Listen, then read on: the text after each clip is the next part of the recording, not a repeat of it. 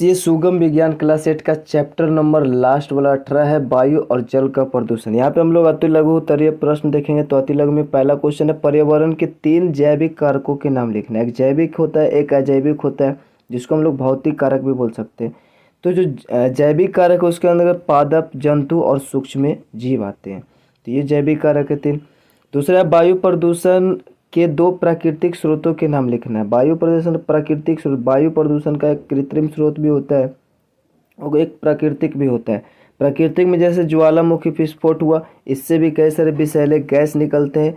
दावानल हुआ, इससे भी आपका वायु प्रदूषण होता है, क्योंकि जंगल में आग जब लगता है पूरा पेड़ पौधा जल जाता है तब। दावानल का अर्थ यही होता है, वन की आग। उस दुर्घटना को कहते हैं दावानल या वन की आग बोलते हैं। तो उस दुर्घटना को कहते हैं जब किसी वन के एक भाग में या पूरे वन में ही आग लग जाती है।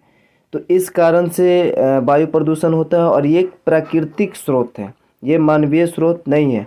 तीसरा है, जीवाश्म ईंधन के अपूर्ण दहन से कौन सी गैस बनती है। अपूर्ण यानी पूरी तरीके से नहीं रहती है, तो यानी ऑक्सीजन पूरा भरपूर नहीं मिल पाता, वहाँ पे पूर्णतः ऑक्सीजन नहीं मिल पाता है, तो इसलिए कार्बन मोनोऑक्साइड गैस बनता है, CO। ठीक है, अपूर्ण दहन से। धुआं तथा कोहरा आपस में संयोग कर किस प्रदूषक का निर्माण करते हैं। प्रदूषक मतलब जैसे एक होता है प्रदूषण, तो जो वायुमंडल में, पर्यावरण में जो गैस है उसकी असंतुलता होना, उसमें ये प्रदूषण होता है। लेकिन जो पदार्थ से प्रदूषण फैलता है उसको प्रदूषक बोलेंगे। ठीक है, तो धुआं जो हुआ और कोहरा हुआ, ये आपस में मिलकर धूम कोहरा बनाते हैं, तो ये प्रदूषक है। 5वां है, क्लोरोफ्लोरोकार्बन वायुमंडल में कौन सी गैसीय परत का अपक्षय करता है। तो ये जो क्लोरोफ्लोरोकार्बन है, आपको पता है ओजोन परत को हानि पहुंचाता है।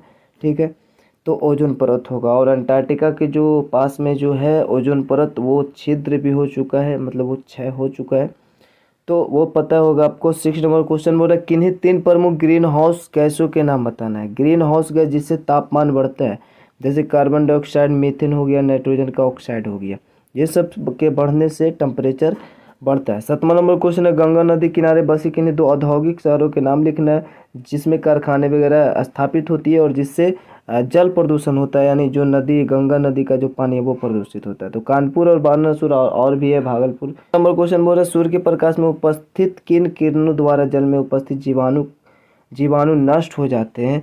तो सूर्य में जो परावैंगनिक किरण है ना, उससे परावैंगनिक किरणों के द्वारा जल में उपस्थित जीवाणु नष्ट हो जाते हैं। तो परावैंगनिक किरणें इसका आंसर हो जाएगा। तो वीडियो को पे एंड करते हैं और नेक्स्ट वीडियो में हम लोग जो लघु है उसके बाद दीर्घ देखेंगे। तो वीडियो को पे एंड करते हैं, मिलते हैं नेक्स्ट वीडियो, तब तक के लिए जय भारत।